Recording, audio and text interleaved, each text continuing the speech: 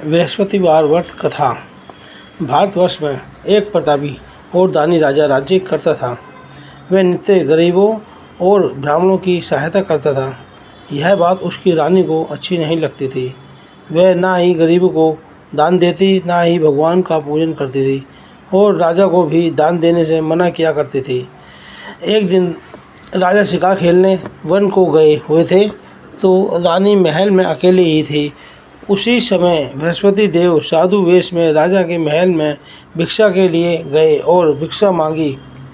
रानी ने भिक्षा देने से इनकार किया और कहा, हे साधु महाराज, मैं तो दान पुण्य से तंग आ गई हूँ। मेरा पति सारा धन लुटाते रहते हैं। मेरी इच्छा है कि हमारा धन नष्ट हो जाए और फिर न रहेगा बांस और न बजेगी बांसुरी। साधु ने कहा, हे देवी, तुम तो बड़ी विचित्र हो। धन संतान तो सभी चाहते हैं, पुत्र और लक्ष्मी तो पापी के घर भी होने चाहिए। यदि तुम्हारे पास अधिक धन है तो भूखों को भोजन दो, प्यासों को के लिए प्याऊल बनवाओ, मुसाफिरों के लिए धर्मशालाएं खुलवाओ। जो निर्धन अपनी कुंवारी कन्याओं का विवाह नहीं कर सकते, उनका विवाह करा दो। ऐसे और कई काम हैं जिनके करने से तुम्हारा यश लोक परलोक में फैलेगा। परंतु रानी पर उपदेश का कोई प्रभाव न पड़ा। वह बोली, महाराज, आप मुझे कुछ ना समझाइए। मैं ऐसा धन नहीं चाहती जो हर जगह बांटती फिरूं। साधु ने उत्तर दिया, यदि तुम्हारी ऐसी ही इच्छा है तो तथास्तु। तुम ऐसा करना, ठीक बृहस्पतिवार को घर लीप कर पीली मिट्टी से अपना सिर धोकर स्नान करना, भट्टी चढ़ाकर कपड़े धोना। ऐसा करने से आपका सारा धन नष्ट हो जाएगा। इतना कहकर वे साधु महाराज वहाँ से अलोप हो गए। साधु के अनुसार कई बातों को पूरा करते हुए रानी को केवल 3 बृहस्पतिवार ही बीते थे कि उसकी समस्त धन संपत्ति नष्ट हो गई। भोजन के लिए राजा का परिवार तरसने लगा। एक दिन राजा ने रानी से बोला कि हे रानी, तुम यहीं रहो, मैं दूसरे देश को जाता हूँ, क्योंकि यहाँ पर सभी लोग मुझे जानते हैं, इसलिए मैं कोई छोटा कार्य नहीं कर सकता। ऐसा कहकर राजा प्रदेश चला गया। वहाँ वह जंगल में लकड़ी काट कर लाता और शहर में बेचता। इस तरह वह अपना जीवन व्यतीत करने लगा। इधर राजा के प्रदेश जाते ही रानी और दासी दुखी रहने लगी। एक बार जब रानी और दासी को 7 दिन तक बिना भोजन के रहना पड़ा, तो रानी ने अपनी दासी से कहा, हे दासी, पास ही के नगर में मेरी बहन रहती है, वह बड़ी धनवान है। तू उसके पास जा और कुछ ले आ, ताकि थोड़े बहुत गुजर बसर हो जाए। दासी रानी की बहन के पास गई। उस दिन गुरुवार था और रानी की बहन उस समय बृहस्पतिवार व्रत कर रही थी, कथा सुन रही थी। दासी ने रानी की बहन से अपनी रानी का संदेश दिया, लेकिन रानी की बड़ी बहन ने कोई उत्तर नहीं दिया। जब दासी को रानी की बहन से कोई उत्तर नहीं मिला तो वह बहुत दुखी हुई और उसे क्रोध भी आया। दासी ने वापस आकर रानी को सारी बात बता दी। सुनकर रानी ने अपने भाग्य को कोसा। उधर रानी की बहन ने सोचा कि मेरी बहन की दासी आई थी, परंतु मैं उससे नहीं बोली, इससे वह बहुत दुखी हुई होगी। कथा सुनकर और पूजन समाप्त करके वह अपनी बहन के घर आई और कहने लगी, हे बहन, मैं बृहस्पतिवार व्रत कर रही थी। तुम्हारी दासी मेरे घर आई थी, परंतु जब तक कथा पूरी होती है तब तक ना तो उठते हैं और ना ही बोलते हैं, इसलिए मैं नहीं बोली। कहो दासी क्यों आई थी? रानी बोली, बहन, तुमसे क्या छिपाऊं, हमारे घर में खाने तक का अनाज नहीं है। ऐसा कहते कहते रानी की आंखें भर आईं। उसने दासी समेत पिछले 7 दिनों से भूखे रहने तक की बात अपनी बहन को विस्तार से सुना दी। रानी की बहन बोली, देखो बहन, पहले भगवान बृहस्पति देव सब की मनोकामना पूर्ण करते हैं। देखो, शायद तुम्हारे घर में अनाज रखा हो। पहले तो रानी को विश्वास नहीं हुआ, पर बहन के आग्रह करने पर उसने अपनी दासी को अंदर भेजा तो उसे सचमुच अनाज का भरा एक घड़ा मिला। यह देखकर दासी को बड़ी हैरानी हुई। दासी रानी से कहने लगी, हे रानी, जब हमको भोजन नहीं मिलता तो हम व्रत ही तो करते हैं, इसलिए क्यों ना इनसे वो व्रत और कथा की विधि पूछ ली जाए ताकि हम भी व्रत कर सकें। तब रानी ने अपनी बहन से बृहस्पतिवार व्रत के बारे में पूछा। उसकी बहन ने बताया, बृहस्पतिवार के व्रत में चने की दाल और मुनक्का से विष्णु भगवान का केले की जड़ में पूजन करें तथा दीपक जलाएं, व्रत कथा सुनें और पीला भोजन ही करें। इससे बृहस्पति देव प्रसन्न होते हैं। व्रत और पूजन विधि बताकर रानी की बहन अपने घर को लौट आई। 7 दिन बाद जब गुरुवार आया तो रानी और दासी ने व्रत रखा। खुड़साल से जाकर चना और गुड़ लेकर आई, फिर उससे केले की जड़ तथा विष्णु भगवान की पूजन किया। अब पीला भोजन कहाँ से आए, इस बात को लेकर दोनों बहुत दुखी थी। चूँकि उन्होंने व्रत रखा था इसलिए बृहस्पति देव उनसे प्रसन्न हुए थे, इसलिए वे एक साधारण व्यक्ति का रूप धारण कर 2 थालों में सुंदर पीला भोजन दासी को दे गए। भोजन पाकर दासी प्रसन्न हुई और फिर रानी के साथ मिलकर भोजन ग्रहण किया। उसके बाद वे सभी गुरुवार को व्रत और पूजन करने लगी। बृहस्पति भगवान की कृपा से उनके पास फिर से धन संपत्ति आ गई, परंतु रानी फिर से पहले की तरह आलस्य करने लगी।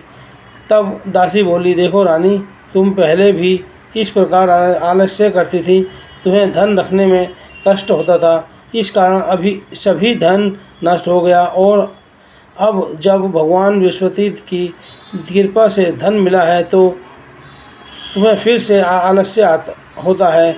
रानी को समझाते हुए दासी कहती है कि बड़ी मुसीबतों के बाद हमने यह धन पाया है, इसलिए हमें दान पुण्य करना चाहिए, भूखे मनुष्यों को भोजन कराना चाहिए और धन को शुभ कार्यों में खर्च करना चाहिए, जिससे तुम्हारे कुल का यश बढ़ेगा, स्वर्ग की प्राप्ति होगी और पितृ प्रसन्न होंगे। दासी की बात मानकर रानी अपना धन शुभ कार्यों में खर्च करने लगी, जिससे पूरे नगर में उसका यश फैलने लगा।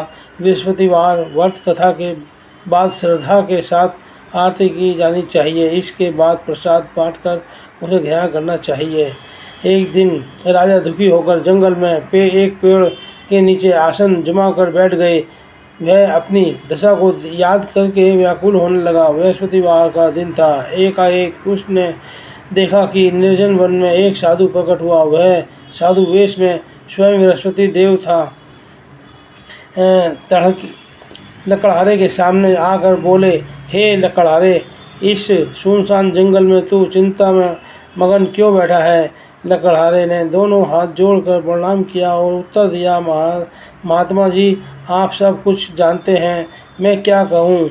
यह कहकर वह रोने लगा और साधु को अपनी आत्मकथा सुनाई। महात्मा जी ने कहा, तुम्हारी स्त्री ने बृहस्पति देव के दिन बृहस्पति भगवान की निरादर किया है, जिसके कारण रुष्ट होकर उन्होंने तुम्हारी यह दशा कर दी है। अब तुम चिंता को दूर करके मेरे कहने पर चलो तो तुम्हारे सब कष्ट दूर हो जाएंगे और भगवान पहले से भी अधिक संपत्ति देंगे।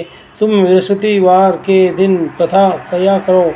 2 पैसे के चने मुनक्का लाकर उसका प्रसाद बनाओ और शुद्ध जल से लोटे में शक्कर मिलाकर अमृत तैयार करो। कथा के पश्चात अपने सारे परिवार और सुनने वाले प्रेमियों में अमृत व प्रसाद बांटकर भी ग्रहण करो।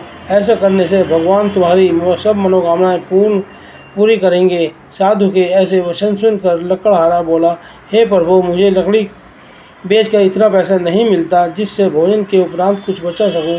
मैंने रात्रि में अपनी स्त्री को व्याकुल देखा है। मेरे पास कुछ भी नहीं जिससे मैं उसकी खबर मंगा सकूं। साधु ने कहा, हे लकड़हारे, तुम किसी बात की चिंता मत करो। बृहस्पति के दिन तुम रोजाने की तरह लकड़ियाँ लेकर शहर को जाओ। तुमको रोज से 2 गुना धन प्राप्त होगा, जिससे तुम भली भांति भोजन कर लोगे तथा बृहस्पति देव की पूजा का सामान भी आ जाएगा। इतना कहकर साधु अंतर्ध्यान हो गए। धीरे धीरे समय व्यतीत होने पर फिर वही बृहस्पतिवार का दिन आया। लकड़हारा जंगल से लकड़ी काटकर किसी शहर में बेचने गया। उसे उस दिन और दिन से अधिक पैसा मिला। राजा ने चना गुड़ आदि लाकर गुरुवार का व्रत किया। उस दिन से उसके सभी क्लेश दूर हुए, परंतु जब दोबारा गुरुवार का दिन आए तो बृहस्पतिवार का व्रत करना भूल गया। इस कारण बृहस्पति भगवान नाराज हो गए। उस दिन उस नगर में के राजा ने विशाल यज्ञ का आयोजन किया था तथा शहर में यह घोषणा करा दी कि कोई भी मनुष्य अपने घर में भोजन ना बनवावे, ना आग जलावे, समस्त जनता मेरे यहाँ भोजन करने आवे। इस आज्ञा को जो ना मानेगा उसे फांसी की सजा दी जाएगी। इस तरह की घोषणा संपूर्ण नगर में करवा दी गई। राजा की आज्ञानुसार शहर के सभी लोग भोजन करने गए, लेकिन लकड़हारा कुछ देर से पहुंचा, इसलिए राजा उसको अपने साथ घर लिवा ले गए और ले जाकर भोजन करा रहे थे कि रानी की दृष्टि उस खूंटी पर पड़ी जिस पर उसका हार टंगा हुआ था। वह वहाँ पर दिखाई नहीं दिया। रानी ने निश्चय किया कि मेरा हार इस मनुष्य ने चुरा लिया है। उसी समय सिपाहियों को बुलाकर उसको कारागार में डलवा दिया। जब लकड़हारा कारागार में पड़ गया और बहुत दुखी होकर विचार करने लगा कि ना जाने कौन से पूर्व जन्म के कर्म से मुझे यह दुख प्राप्त हुआ है, और उसी साधु को याद करने लगा जो कि जंगल में मिला था। उसी समय तत्काल बृहस्पति देव साधु के रूप में प्रकट हुए और उसकी दशा को देखकर कहने लगे, अरे मूर्ख, तूने बृहस्पति देव की कथा नहीं करी, इस कारण तुझे दुख प्राप्त हुआ है। अब चिंता मत कर, बृहस्पतिवार के दिन कारागार के दरवाजे पर 4 पैसे पड़े मिलेंगे, उनसे तू बृहस्पति देव की पूजा करना, तेरे सभी कष्ट दूर हो जाएंगे। बृहस्पति के दिन उसे 4 पैसे मिले। लकड़हारे ने कथा कही। उसी रात्रि को बृहस्पति देव ने उस नगर के राजा को स्वप्न में कहा, हे राजा, तुमने जिस आदमी को कारागार में बंद कर रखा है वह निर्दोष है, वह राजा है, उसे छोड़ देना।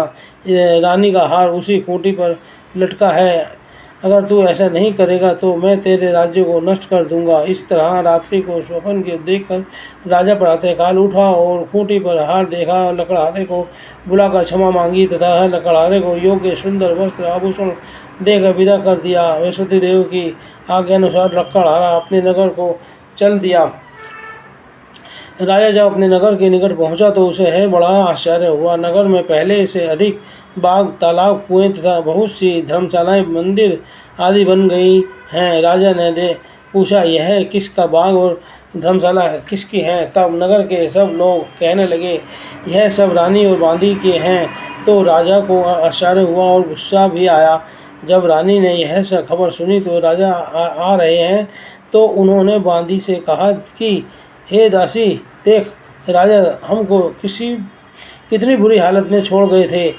हमारी ऐसी हालत देखकर वह लौट ना जाए, इसलिए तू दरवाजे पर खड़ी हो जा।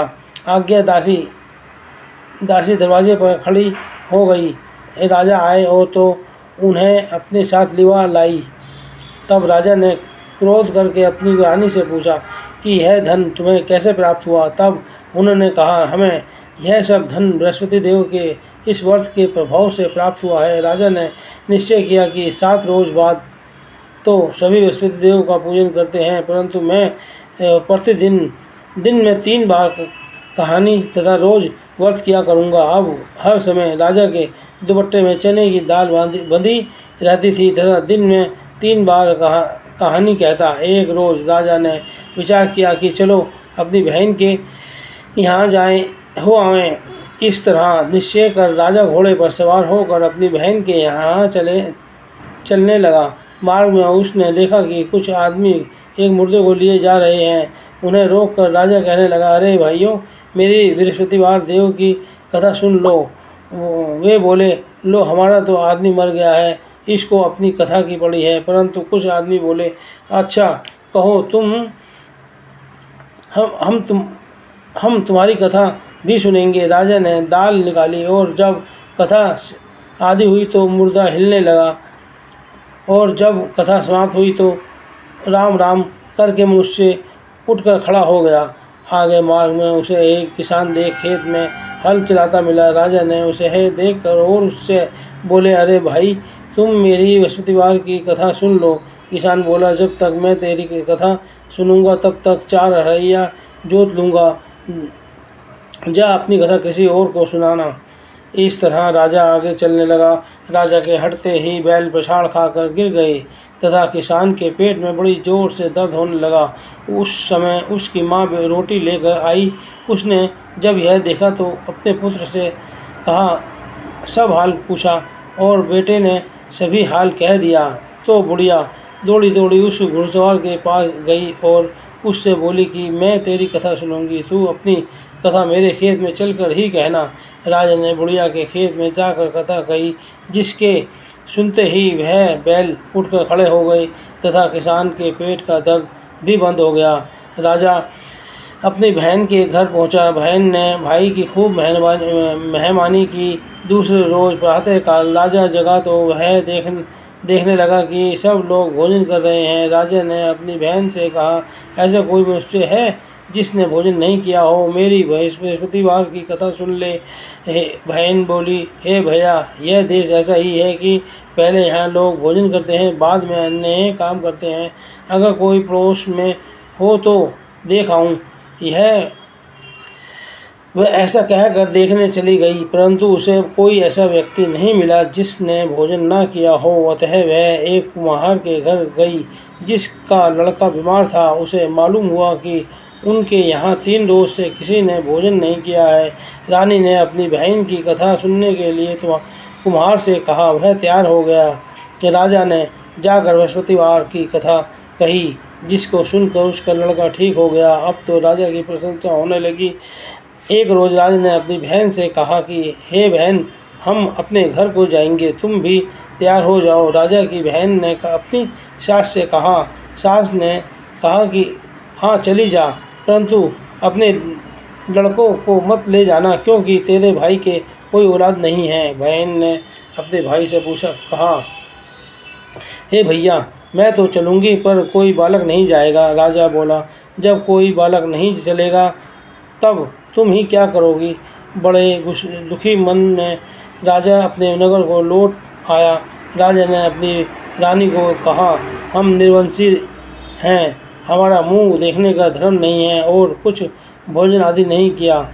रानी बोली, हे प्रभु, बृहस्पति देव ने हमें सब कुछ दिया है, वे हमें औलाद भी अवश्य देंगे। उसी रात को बृहस्पति देव ने राजा से स्वप्न में आकर कहा, हे राजा, उठ, सभी सोच त्याग दे, तेरी रानी गर्भ से है। राजा की यह बात सुनकर बड़ी खुशी हुई। 9वें महीने में उसके गर्भ से एक सुंदर पुत्र पैदा हुआ। तब राजा बोला, हे रानी, स्त्री बिना भोजन के रह सकती है पर बिना कहे नहीं रह सकती। जब मेरी बहन आवे तुम उससे कुछ कहना मत। रानी ने सुनकर हाँ कर दिया। जब रानी की बहन ने यह शुभ समाचार सुना तो वह बहुत खुश हुई तथा बधाई लेकर अपने भाई के यहाँ आई। तभी रानी ने कहा, घोड़ा चढ़कर तो नहीं आई, गधा चढ़ी आई। राजा की बहन बोली, भाभी, मैं इस प्रकार ना कहती तो तुम्हें औलाद कैसे मिलती? बृहस्पति देव ऐसे ही हैं, जैसी जिसके मन में कामनाएं हैं सभी को पूर्ण करते हैं। जो सद्भावना पूर्वक बृहस्पतिवार का व्रत करता है एवं कथा पढ़ता है अथवा सुनता है, दूसरों को सुनाता है, बृहस्पति देव उसकी सभी मनोकामनाएं पूर्ण करते हैं। जय श्री बृहस्पति देव की जय।